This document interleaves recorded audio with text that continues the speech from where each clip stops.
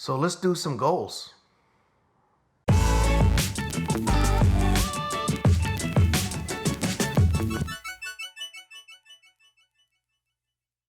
Hey, what's going on, everybody? Jimmy here with The Other Chef. On this channel, we talk about the food service industry. We also do some food and product demos, as well as check out some of the eats and drinks in the local scene. So if you're interested in some of those topics, consider subscribing. So on a previous video on my sister channel, Life According to JL, the very first video was talking about some goal settings. Now, if you remember from the clip that I showed my dry erase board, some of the goals that I'm trying to work on for this year.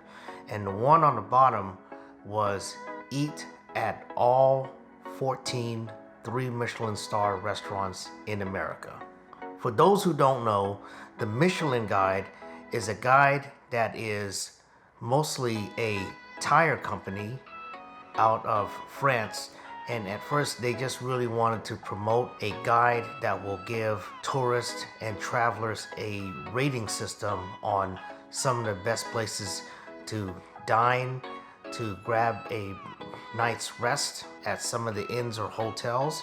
But now this guide is famously known for issuing out ratings or stars for their restaurants. So in America, there are 14 restaurants that has been awarded the highest rating that you can receive in the Michelin Guide, and that is 3 Michelin stars.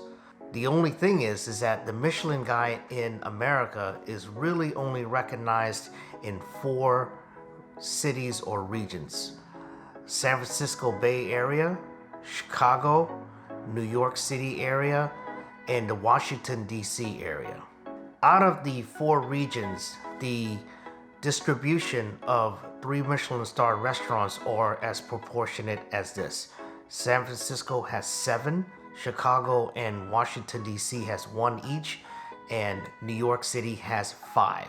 My goal this year is to be able to dine at all 14 3 Michelin star restaurants by the end of 2020. Now, first things first, this is a very expensive undertaking because an average meal of a 3 Michelin star restaurant without service, meaning tip, or without wine pairing is roughly $300. So obviously, if you're doing the math real quick, and this is mostly for table for one. Now, there are a handful of restaurants that do not do table for one. I believe maybe 3 or 4 of them.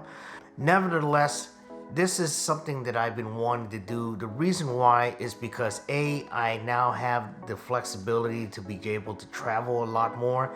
B, it's always been a goal of mine to be able to dine at some of the best restaurants, even though I don't work in the food service industry full-time anymore due to my job and also my commitment to the National Guard.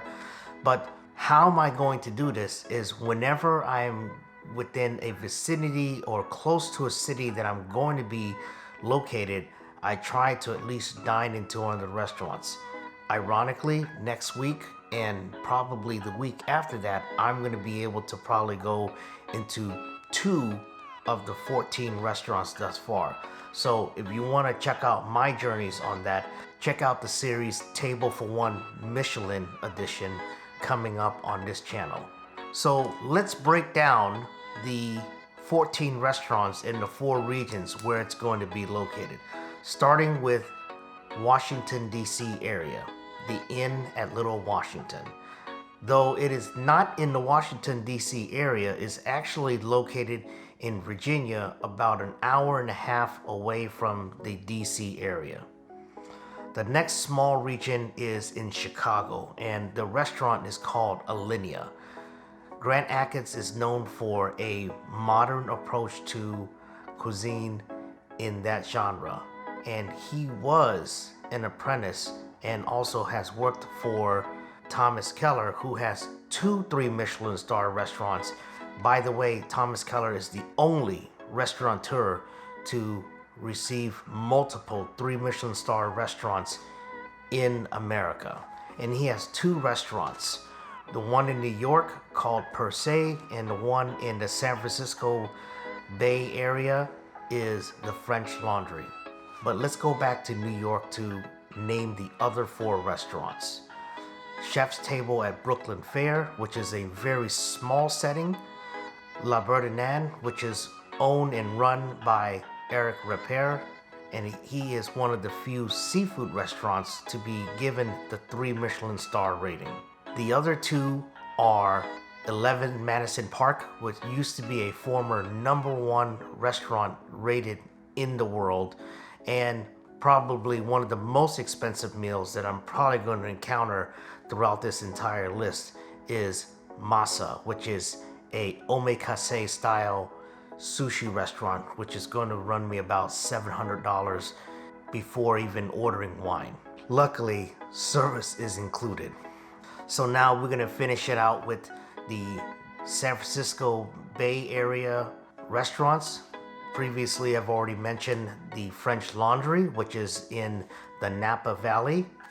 The other restaurant in the Napa Valley is the restaurant at Meadowwood, Single Thread, Alter Cren, Quince, and Benu, which is also in the San Francisco area, and finally Manresa, which is in the Los Gatos area, which is just south of San Jose.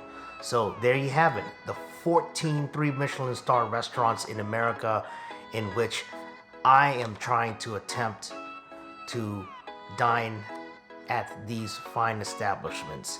The problem with this will be logistically, it will be very hard because there are a lot of restaurants.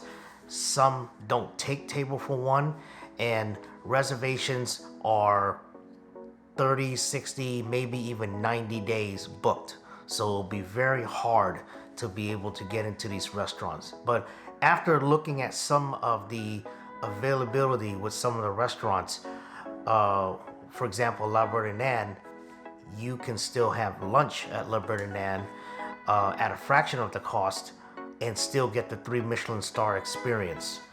The Inn at Little Washington, because it's so remote and away from the area that it might be very obtainable to be able to get a reservation at this restaurant. So hopefully you guys can follow me on my journey as I attempt to try to dine in at all these restaurants, and all the links of all the restaurants will be below so that you guys can track where I'm going, and also you guys get to see some of the food and hopefully get the opportunity to have a few words with the chef, because I'm hoping that if I share my story with whoever is taking a reservation, will be able to give me an opportunity to dine at their establishment. Hey, thanks for watching. If you love this video, give it a thumbs up, hit that subscribe button, and hit that bell for notifications on future content on this channel. And also check out my other channel, Life According to JL, which I actually talk about goal setting, which was a segue to this video. Thanks for watching, and I'll see you on the next video.